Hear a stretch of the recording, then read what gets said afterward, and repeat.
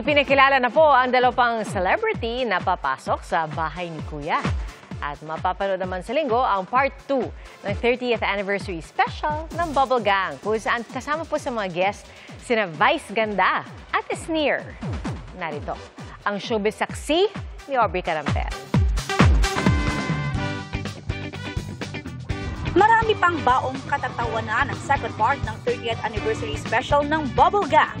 Ngayong linggo mapapanood ang pagtatapat ni Kapuso comedy genius Michael V at unkabogable star Vice Ganda para sa Mr. Asimo segment.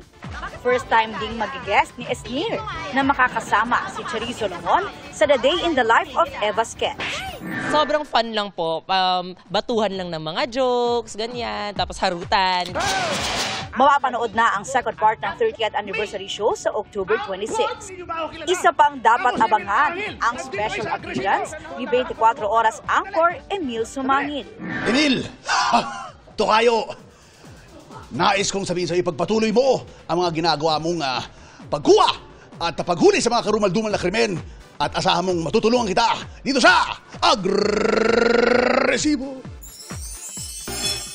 Dalawang bagong housemate ang dagdag sa listahan ng papasok sa bahay ni Kuya para sa Pinoy Big Brother Celebrity Collab Edition 2.0. Una, ang sparkle teen star na si Princess Aliyah. Mas pinili raw niya ang reality competition over a project na pagbibidahan sana niya sa GMA.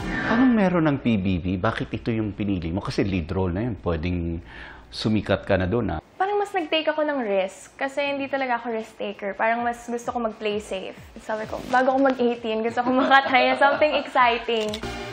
Magiging housemate din ang dating child actor na si Miguel Vergara.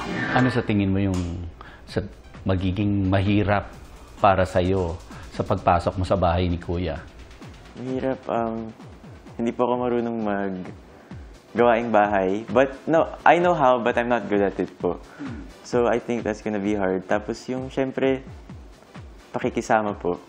Syempre, kailangan po makisama. And I'll just be myself po inside the house. And I'll just have fun. Para sa GMA Integrated News, ako si Aubrey Carampel, ang inyong saksi.